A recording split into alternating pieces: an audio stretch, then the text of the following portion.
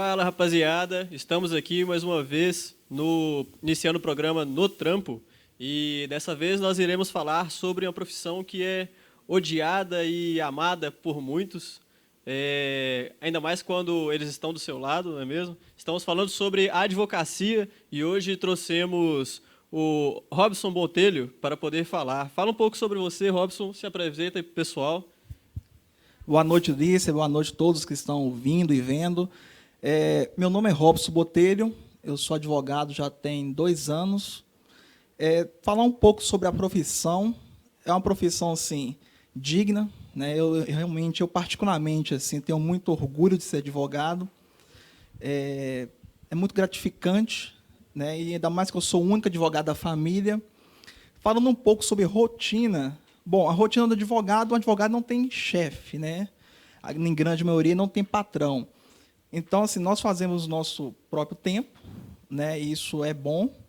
E também tem a desvantagem, né? Porque como eu não tenho aquele tempo normal de pegar de 8 até às 6 da tarde, igual a maioria das pessoas, então, assim, tem vezes que eu vou até 10, tem vezes que eu acordo mais cedo, que 5, eu madrugo, tem vezes que eu vou até meia-noite, a pessoa liga para mim 1 hora da manhã, eu vou atender, ou então, assim, então nós fazemos o nosso tempo, rotina corrida, né? Não é só ficar dentro do escritório, mas é muito gratificante, tenho muito orgulho da profissão. Bacana. E a advocacia ela é uma área muito ampla, né? Você pode atuar em várias áreas sendo advogado, certo? Fala um pouco para a gente sobre essas possíveis áreas de atuação. Sim, isso é o que eu amo também na advocacia, porque diferente de outros cursos, por exemplo, a pessoa que forma para engenharia, ela vai ser só num ramo, né? Na grande maioria. Já o direito, sim, né? E não só a advocacia, mas também, na grande parte, o curso de direito proporciona isso. Aí a pessoa que gosta de mexer com a área criminal, ela pode se especializar nessa área, ser um advogado criminalista, ok. Tem aqueles que não gostam de mexer nessa área, pode ser também um advogado de família. Ou então eu quero representar a empresa, eu vou ficar só por conta da empresa. Então, tem para todos os caminhos, não é só um caminho, igual nas outras profissões, né, nos outros ramos. São diversos caminhos e cada um no seu estilo, no seu jeito, né, nos seus princípios, podem se enquadrar dentro desses caminhos. Então, realmente é um ponto positivo para a advocacia nesse quesito. Certo. E para poder começar a atuar como advogado, não basta só fazer a faculdade, não é? Você também tem que fazer a prova da OAB, a prova da ordem, certo? Essa prova, as pessoas, tem gente que costuma falar que ela é muito difícil, outros já passam mais de primeira, mas um dado que eu vi foi que só 5% das pessoas que fazem a prova passam nela, certo? Como é que foi para você? Você achou dificuldade para poder fazer a prova da ordem? Isso, a prova da ordem é um grande desafio, né, para a maioria dos estudantes, né? Realmente, o direito ele proporciona para várias profissões, né, delegado, magistratura, que é juiz, promotoria, mas para ser igual nos outros concursos, né, para ser um promotor tem que fazer um concurso, para ser um juiz fazer um concurso, e para ser um advogado não é um concurso em si, mas tem que fazer uma prova de ordem, né, que é uma prova que vai botar em risco, vai botar em avaliação todo o seu conhecimento durante 5 anos, que é o conhecimento que você adquiriu na sua faculdade. Realmente tem essa estatística aí de apenas 5%, né, da grande maioria dos estudantes que tentam ser aprovados no exame de ordem. E, para mim, eu consegui passar no 9º período. Né? Os requisitos é assim, você está cursando o último ano, né, de faculdade, no meu caso foi o 9º período. Né? O direito da minha faculdade foi 10 períodos, então no 9º eu passei, graças a Deus. E quem cursa o 9º período, ou então quem já formou, né, já tem o curso em direito, ele pode fazer também, tentar fazer a prova da ordem. Se for aprovado, ele está apto a ser um advogado. Certo. E, assim, graças a Deus e graças a muito estudo seu também, certo? Você tem algum método de estudo que você acha que seja mais fácil para você conseguir passar na prova? Isso é até bom você tocar nesse ponto, porque realmente, né, eu até estou escrevendo um livro sobre isso, para ajudar milhares de estudantes. Chama-se o método, né, de estudo, método de estudo OAB em 1 hora. né? Porque a grande maioria dos estudantes pensa o seguinte, que se estudar 4 horas vai passar, ou se estudar os diversos livros, diversas doutrinas irão passar. Aí compra curso, corre de um lado, corre de outro, fica sem dormir, pensando que é só fazer isso que vai passar. E as pessoas, a grande maioria, não sabe que, assim como outros tipos de provas, né, a pessoa que quer passar para ser policial, ele estuda especificamente para aquela área. Quem quer ser delegado, da mesma forma. Quem quer ser um juiz, também. Então, são concursos, são estratégias diferentes. Só que, quando voltamos para a OAB, as pessoas pensam que é só fazer de qualquer jeito. Mas os estudantes não sabem que existe um método, né, uma metodologia para aquela prova específica. Então, meu livro trata disso. Né, é um método que eu usei, né, em vez de ficar estudando 10 horas, mergulhando nas diversas doutrinas, eu desenvolvi um método que, em apenas 1 hora de estudo, você, com o seu conhecimento, a sua bagagem, é possível conseguir a tão sonhada aprovação. Rapaz, que interessante, velho. E aí, seu método é de 1 hora de estudo por dia? Você disse, não é? Isso. A pessoa já tem a bagagem. Sim. Né? Os estudantes já ficam 5 anos na faculdade. Fora isso, tem os cursos de complementação. Então, 5 anos de faculdade, mais os cursos de complementação, mais diversas doutrinas. Porque isso eu não sei, né, se é do seu conhecimento, mas no direito em si, trabalha com muitas leis, então são muitos cursos, a gente chama doutrina, né, são esses livros de professores, e tem livros que passam de 3.000 páginas. Só Então, o Vadmecum, então, não só o resolve. Vadmecum mesmo já tem quase 5.000 páginas. Né? E o Vadmecum é apenas lei seca. Fora ler a lei seca, a gente fala lei seca porque é só um texto, não tem aquela interpretação. Né? Então, vem um escritor e pega um Código Civil, por exemplo, e explica os princípios, as teorias. Aí esse livro nós chamamos de doutrina. Aí, se for olhar as páginas dessa doutrina, tem doutrinas que são 6 volumes, são 6 livros. Então, assim, se pegarmos 6 livros, cada livro com 400 páginas, mais o Vadmecum, aí deu só direito civil, mas aí vai o direito penal. Então, se pegar todo esse material, os 5 anos, os cursos, então, se a pessoa fica perdida, a pessoa não sabe onde ir, ela pensa que tenta pegar todas as áreas ao mesmo tempo, e ela não tem esse método. Então, eu desenvolvi, né, eu usei esse método para mim, desenvolvi isso. Em apenas 1 hora, é possível, sim, a pessoa estudar, né, no método prova da OAB. Né? Sim, testado e aprovado já. Lembrando que é específico para a prova da OAB. Sim, sim. E, assim, após formar, você já começa a ganhar rios de dinheiro? Como é que é? Fala um pouco pra gente sobre, assim, a diferença de um advogado recém-formado para um advogado que tem anos de carreira, que já é renomado, que já construiu toda uma reputação em cima do nome dele. Isso é um ponto interessante. Né? Assim como em qualquer profissão, né, eu não diria só na advocacia, mas é um grande desafio, né? É um grande desafio para quem forma.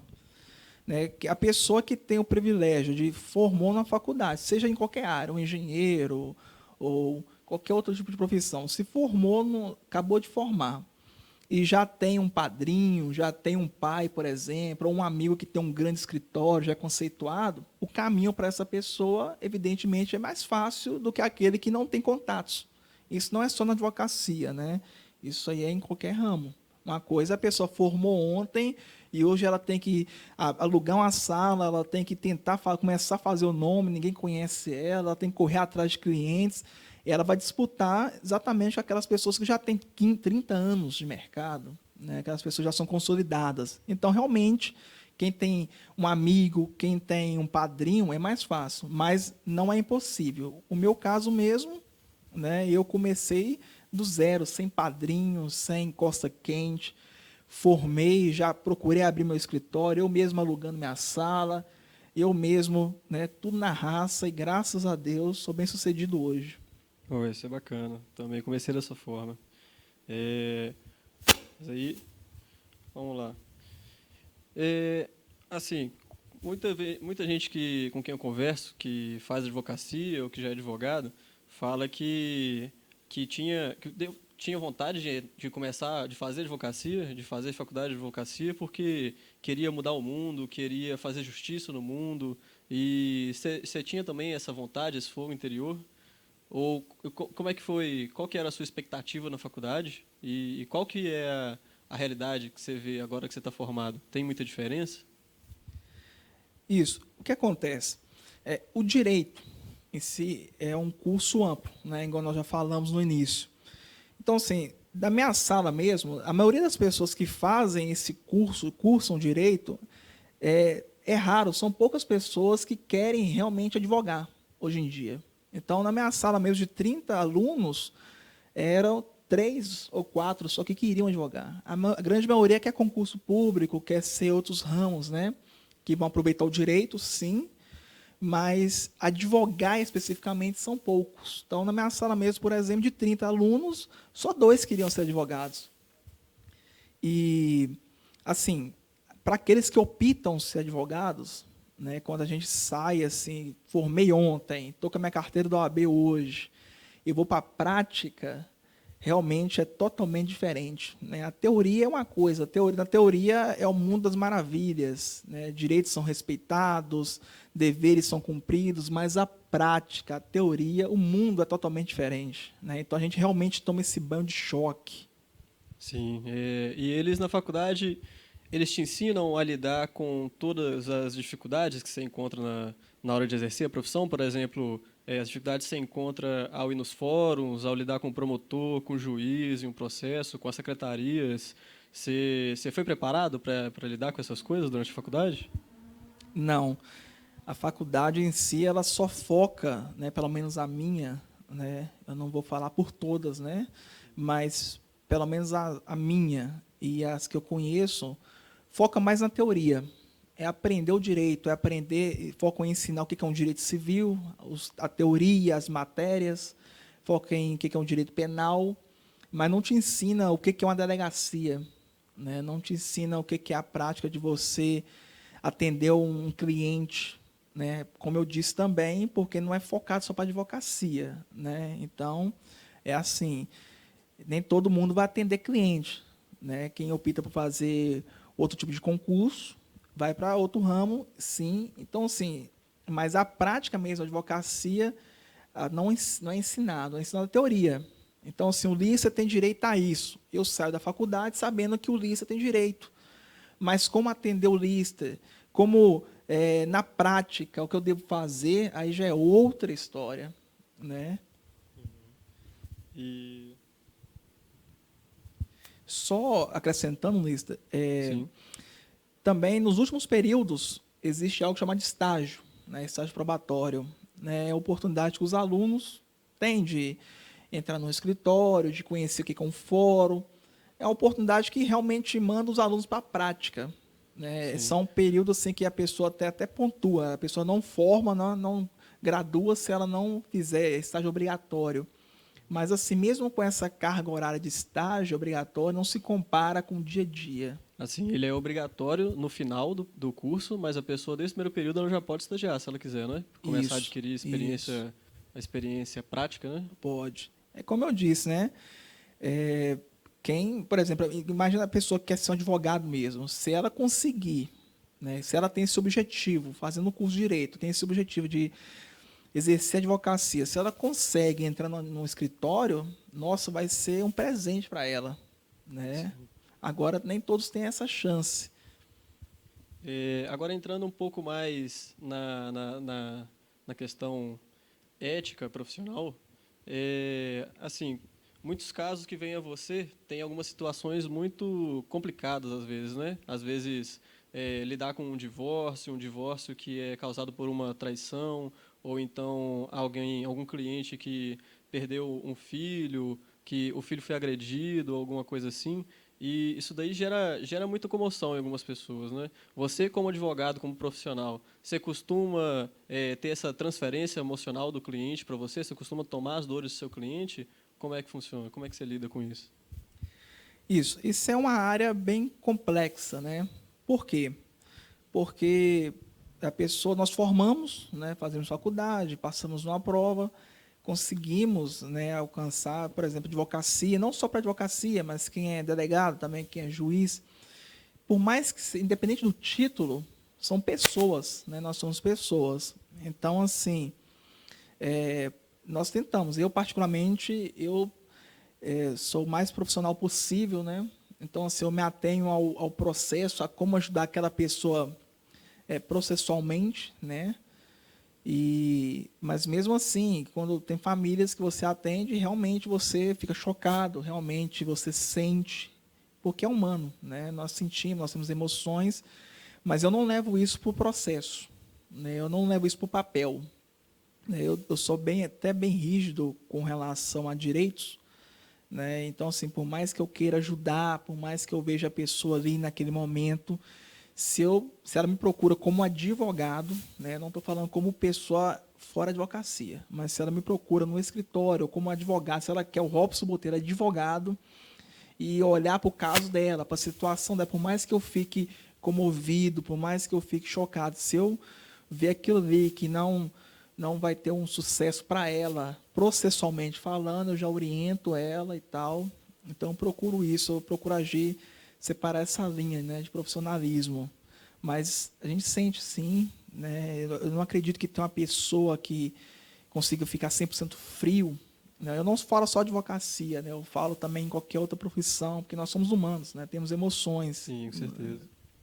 É, e importa se o cliente ele é culpado ou não? Quando ele chega para poder contratar você, você procura tentar entender primeiro se ele realmente está certo ou se ele tiver errado, você já nem pega o caso. Isso é metodologia de cada advogado, né? Cada advogado tem seus parâmetros, né? Cada advogado tem seus princípios pessoais. Então, por exemplo, tem advogados que não trabalham na área penal, né? Eu também não trabalho só na área penal, né? Mas, por exemplo, tem advogados tem colegas meus mesmo, que eles não atuam na área penal. Isso por que eles não atuam? Porque são proibidos? Não. Porque são princípios deles. Ninguém é obrigado, o advogado não é obrigado a atuar. Então, assim, tem clientes que tudo depende do advogado, do profissional. Se ele quiser defender aquele cliente, se ele quiser atuar naquela causa, ele tem total liberdade para isso. Então, assim, se for uma causa que fere seus princípios pessoais, se for um cliente que ele não queira defender, ele tem total liberdade para não defender, né? Não é obrigado. Entendi. E, assim, todas as pessoas elas têm direito a ter um advogado, certo? Que são os chamados defensores públicos, que atendem quem não tem condição de pagar por um advogado, né? Esses advogados também têm direito de escolha, de querer recusar um caso, caso eles vejam que a pessoa é realmente culpada? A defensoria pública, ela é um pouco diferente da advocacia privada, né? Porque o Estado paga, né, esses defensores. E assim, por exemplo, a pessoa que não quer atuar na área criminal, um advogado particular que não quer atuar na área criminal, por exemplo, chega uma pessoa que matou a família, um estuprador. Se ele não quiser defender aquela pessoa, ele tem a liberdade. Mas se a pessoa não tem condições, né, e ela for alcançada pelo benefício de ser defendida pela defensoria pública, e quando o defensor público, né, encaminhado para aquele caso, vê que é caso de estupro, ele não pode negar, né, porque ele é outra lei diferente, né? É lógico que a gente entende assim, né? Igual eu te falei, não é obrigatoriedade, né? Talvez tem princípios sexuais, mas a defensoria pública ela é diferente, porque realmente ali é uma imposição legal, né? Ele é um funcionário público, né, pago pelo Estado para Concursado também. defender, né, funcionário público pago pelo Estado para defender os necessitados. Diferente do advogado particular, que pode escolher clientes.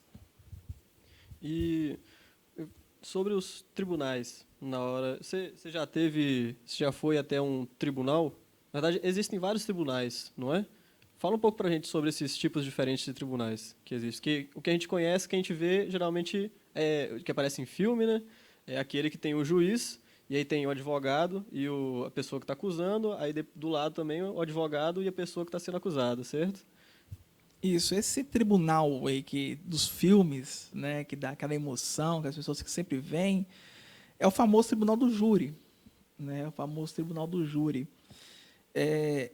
Como o nome diz, é só o tribunal do júri, mas tem outros tribunais também que julgam outros tipos de causas, né? Porque são diversas demandas, né? Tem causa trabalhista, causa civil, de família, e causa criminal. Então, assim, o tribunal do júri é um tribunal específico, né? Porque nos outros tribunais, quem decide é um juiz, né? Uma pessoa que vai decidir, né? Do lado tem uma acusação, por exemplo, pegar um criminal, um processo criminal comum, tem do lado tem uma acusação, do outro lado tem uma defesa e tem uma pessoa que vai decidir sobre aquilo. Mas no júri é diferente. No júri, não é só uma pessoa. Aí o júri é quem? O jurado já é a população. Então, tira o poder dessa pessoa única, da única pessoa de julgar e coloca para a população. Então, e por isso que é chamado tribunal do júri. Então, assim, E o se que faz o caso ser levado para o tribunal do júri ou para outro tribunal? o tribunal do júri, julga só crimes contra a vida, né? Então, assim, não são todos os crimes. A pessoa furtou, ela não vai ser julgada pela população. Mas se a pessoa matar, né, um homicídio, aí ela vai ser julgada pela população. Quem decidiu isso foi o legislador. O legislador é quem faz as leis, né? A gente fala os deputados, senadores, né? Então, assim, por exemplo, a pessoa furtou, vai ser julgada por um juiz.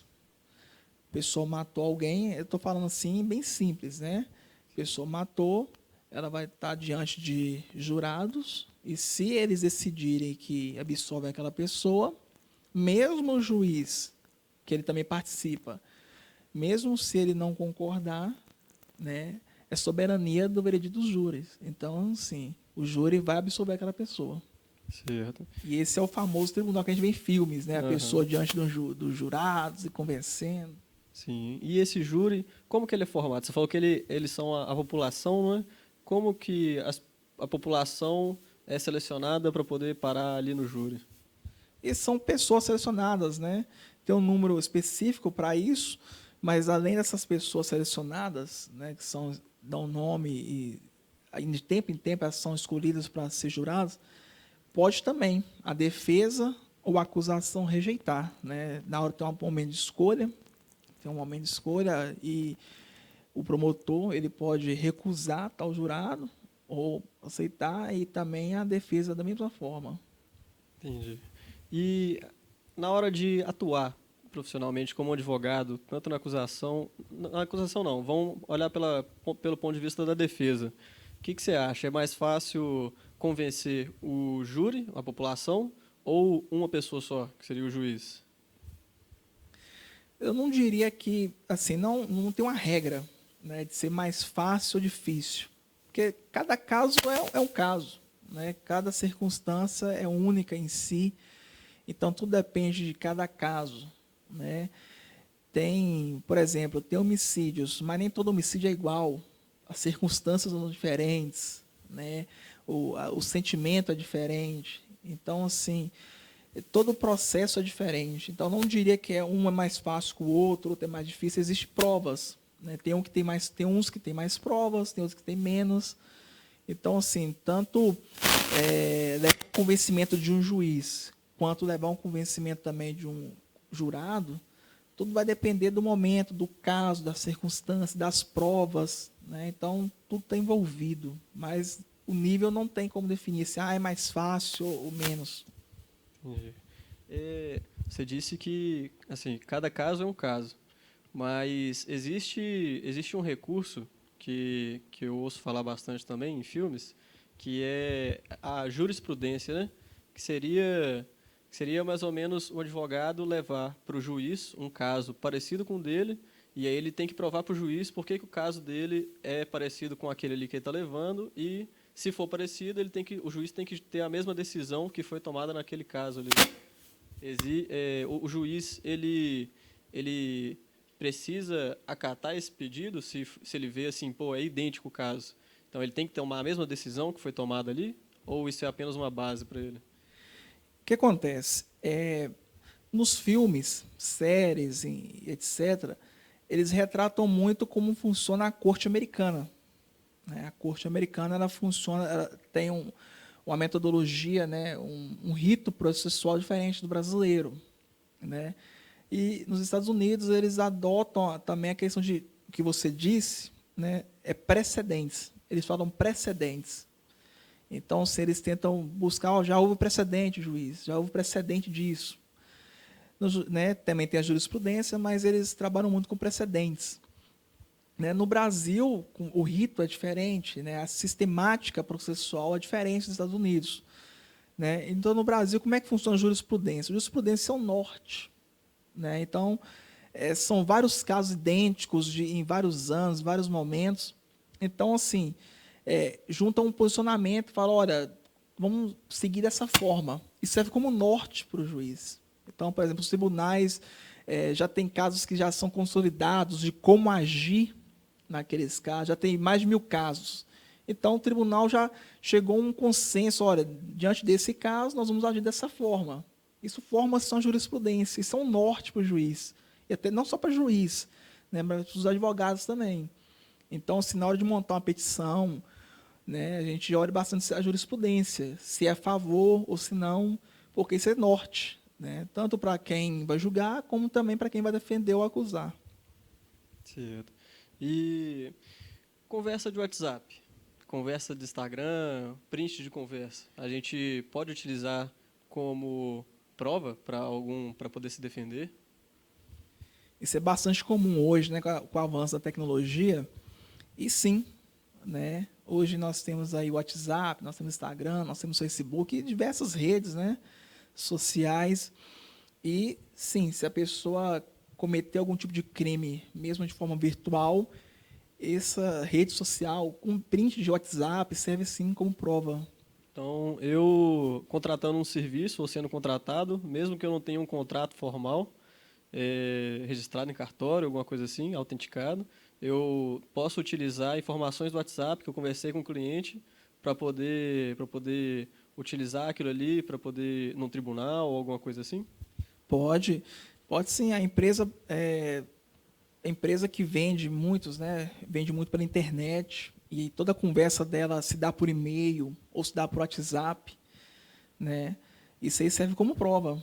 Comprou um produto pelo WhatsApp e dando a título de exemplo, comprou um produto pelo WhatsApp, pagou tudo certinho, tem toda a negociação, toda aquela conversa, negociação no WhatsApp, em mensagens. Se não receber, aquilo serve como prova. Foi acusado, está sendo denegrido, também serve como prova. Então, assim, hoje em dia, com o avanço da tecnologia, isso é bom, porque até o contato das pessoas também, né? Hoje em dia se usa cada vez menos ligações, né? Hoje é mais conversa de WhatsApp e rede social. Então, sim, já é consolidado, já é aceitável isso pelos tribunais e juízes. E o bom é que fica tudo gravado, né? Ou ruim para alguns, né? Para alguns. É garantia, né? O bom é isso, que quando se usava só papel, né? Se sumisse, rasgasse o papel, era um pouco difícil. Quando você trabalhava apenas com palavra, ficaria dificilmente provar. Ah, eu disse isso, mas aí o outro chega e fala, não disse. Então, assim, que hoje não tem. Né? Ou na ligação que não é gravada também. É a ligação que não era gravada. Então, assim, demonstrou num print de WhatsApp, é prova. Certo.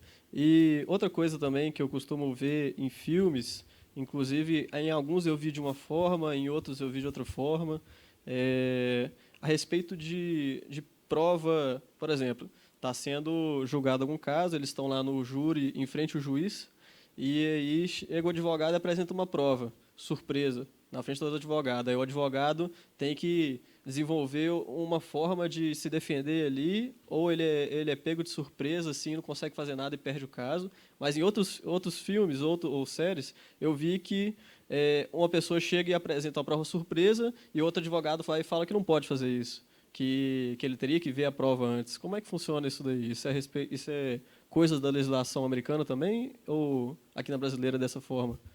Isso, e como eu disse, né, os filmes eles retratam em grande maioria, né, como é que funciona o americano, né, na forma americana de ser, né, a corte americana. Né, grande maioria das séries são, né, retratam a jurisprudência, a justiça lá, retrata o rito processual, melhor dizendo, de lá. No Brasil, não. No Brasil, tem até princípio constitucional que fala da ampla defesa, né, o contraditório. Então, você tem que ter conhecimento, tem que ser disponibilizado para você as provas com antecedência, você tem que... Essa surpresa no Brasil não pode acontecer, entendeu? Você tem que ter amplo acesso para poder contraditar essas provas. Então, assim, prova que não está no processo não existe, documento que não está no processo não existe. Então, assim, o juiz julga de acordo com o processo, os advogados se defendem de acordo com a acusação, de acordo com o que está no processo. Esse negócio de surpresa não pode acontecer no Brasil, né? Porque isso gera danos para a parte, tanto para a grande maioria para a defesa, né? Eu não sei do que a pessoa está sendo acusada e eu não tenho como defendê-la, não defendê-la direito, né? Entendi. Assim, agora uma dúvida que eu acho que muitas pessoas que estão nos assistindo devem ter é por que a justiça no Brasil demora tanto? Isso é um questionamento da grande população, né, brasileira. Já é conhecimento geral, né, que demora realmente, é bem demorado um processo, mas, assim, em grande parte isso não é culpa, né, já vou falar de antemão, não é culpa do advogado, né, em si, porque quando nós ajuizamos uma ação, cada um exerce sua parte. Por exemplo, tem a parte que cabe ao advogado fazer, ele faz uma petição, ele acompanha ali. Tem a parte que cabe aos outros advogados. Tem a parte que cabe, em alguns processos, ao juiz, ao promotor. Então, assim, cada um tem uma parte dentro do trâmite processual. E, além disso, né, que, por exemplo, trabalhamos com prazo, eu ingresso, faço a petição hoje. Aí vai depender de serviço da secretaria, vai depender de tomar conhecimento do juiz, né? Tem um rito, trâmite normal, só que, além disso, é um fator que as pessoas não levam em consideração, a demanda, a grande demanda processual. Porque não é apenas um processo por dia, são vários processos por dia. E, assim, se pegar um grande censo do número de processos no Brasil todo, nas varas, né, nos fóruns, e pegar o número, né, o contingente de serventuários, de pessoas, é bem menor. Então, um juiz, por exemplo, ele tem que dar decisão em inúmeros processos, né? Então, você tem que tomar conhecimento. Então, não é só um processo. Então, a grande demora em si se dá o grande vilão, né, que causa a demora processual, é a grande demanda, né, e poucas pessoas. É muito processo para pouco advogado. E não Para só... pouco juiz, né? Também, né, para poucos funcionários, assim, vamos colocar tantos serventuários, né, promotoria, defensoria. Então, a demanda é alta para poucas pessoas. Entendi. A respeito das habilidades que uma pessoa precisa ter para poder advogar, assim, pelo meu entendimento, advogado precisa saber ler e escrever bem, falar e escrever bem, certo? São só essas habilidades, ele precisa dessas duas habilidades. Fala um pouco para a gente sobre quais as competências que a pessoa precisa desenvolver para poder ser um bom advogado, no seu ver. O curso de a advocacia, né, é um fator positivo da advocacia, e isso também. Por quê? Porque a advocacia ela não precisa de um profissional pronto, né? Ela não precisa de uma pessoa que seja igual, né? Tem vários ramos da advocacia. Então, sim, tem pessoas que são mais tímidas, mas mesmo assim, para essa pessoa que é tímida, tem lugar dentro da advocacia para ela. Tem pessoas que não têm uma boa oratória, né? Não sabem falar bem em público, não sabem gesticular, mas mesmo assim tem campo para essa pessoa. Então, assim, nem todo mundo vai fazer júri, vai estar diante de pessoas e defender, e articular, ter uma oratória, né?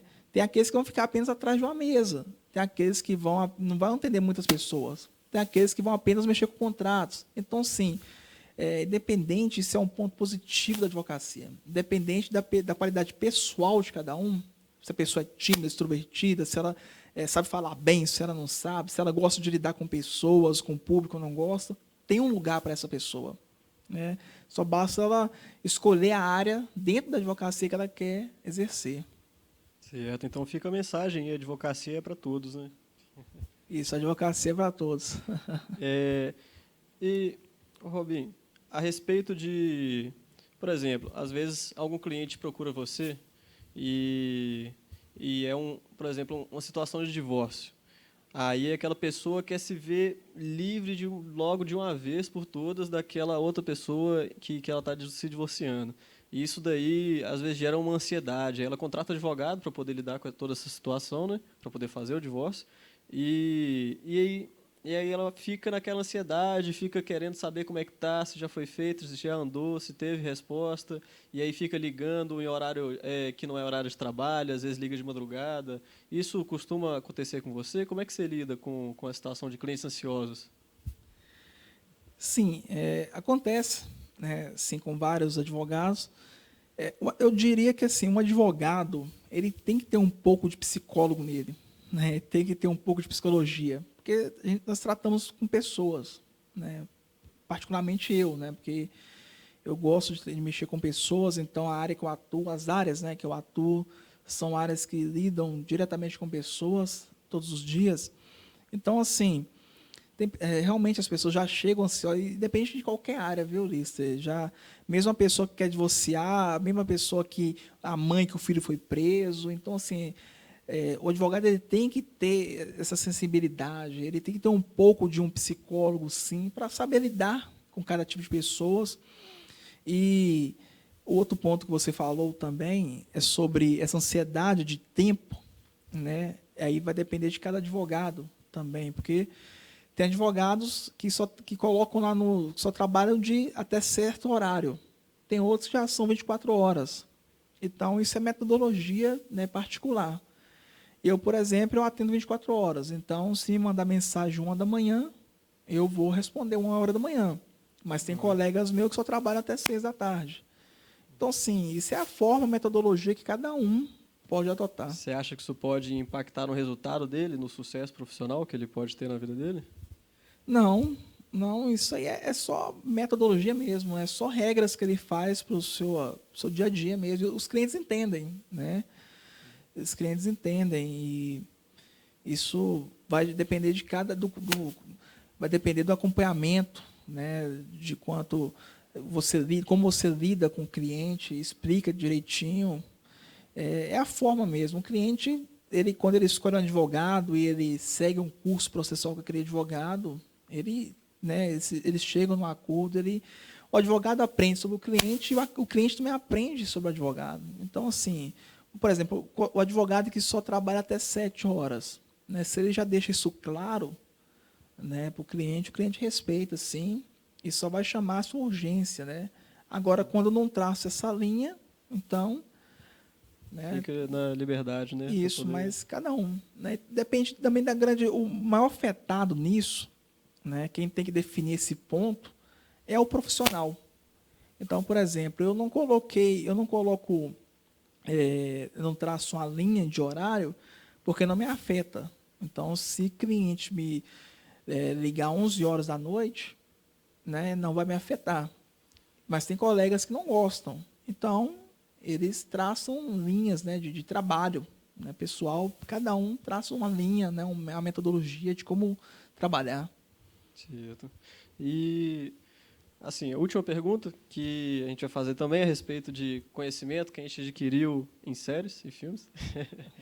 É, tem uma série que eu assisto e nessa série, é a série de advogados, né?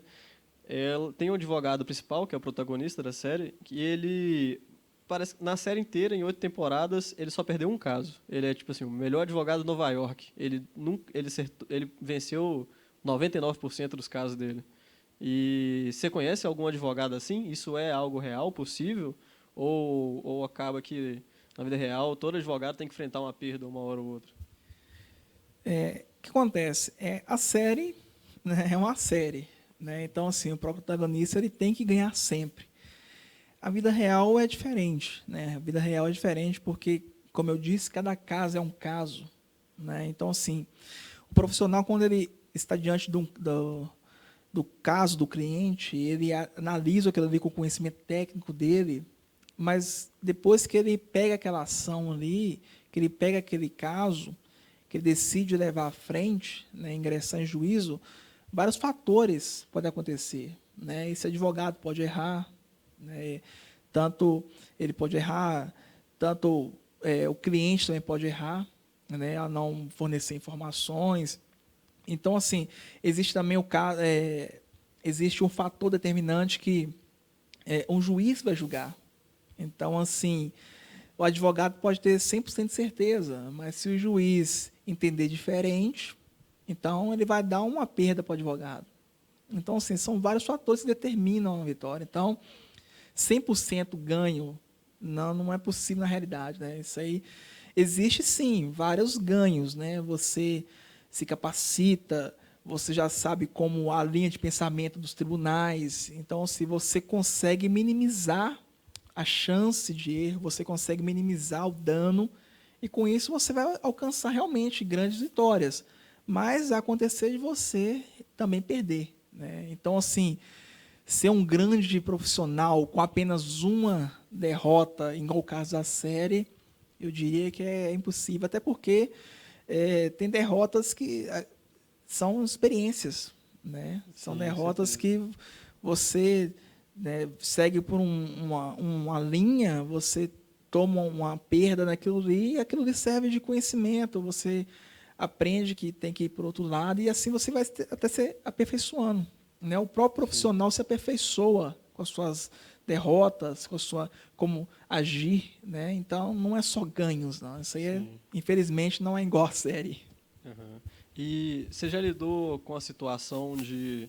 Você já se encontrou na situação de que se você perder aquele caso ali que você aceitou pegar, o seu cliente vai preso, ou às vezes você vê que ele é inocente, mas está sendo acusado injustamente e vai sofrer as consequências, e se você não fizer o bom trabalho, você tem toda aquela pressão de que se você não fizer o bom trabalho, ele vai ser condenado injustamente, vai ser preso por anos, às vezes é um pai de família, vai ficar com os filhos lá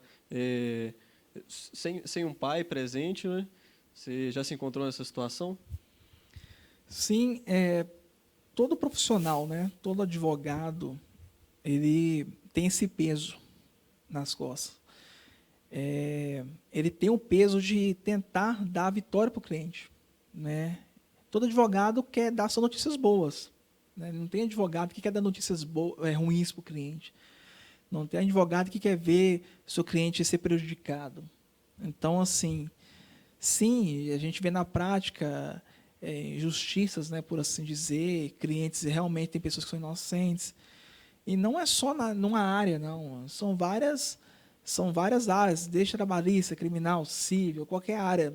Porque fator que determina muito, Olista, é as provas, né? Então, isso vai de um lado, de um extremo ao outro na advocacia.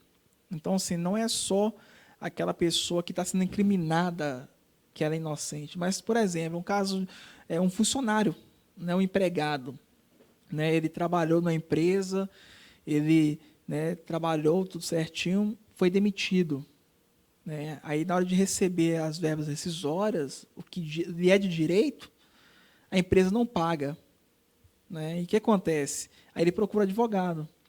Aí o advogado faz a lista de documentos. Para que serve aquela lista de documentos? Provas. Porque quando chega diante do juiz, a gente tem que demonstrar as provas.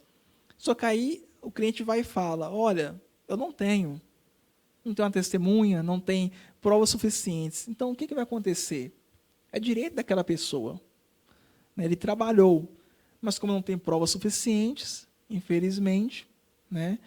Então, assim, isso e de um lado a outro. Não é só criminal, é trabalhista, é civil, né? E sim, como também disse antes, nós somos seres humanos, né? Então, assim, às vezes não tem como não tomar dores, né? A regra é você não pode tomar dor. A regra é você não se envolver emocionalmente, você.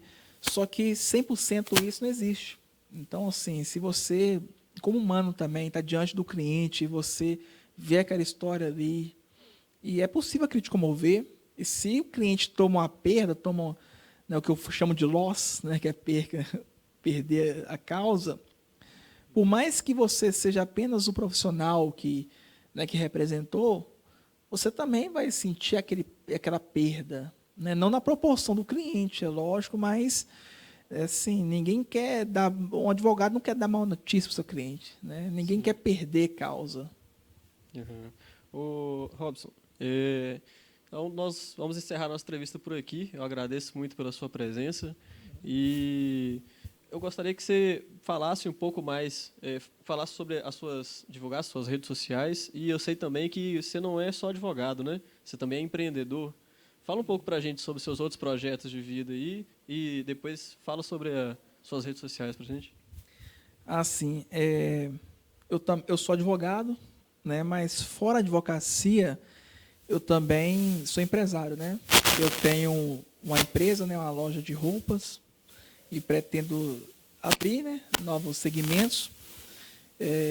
Me considero um empreendedor, então assim, eu não fico só na advocacia como fonte de renda, né?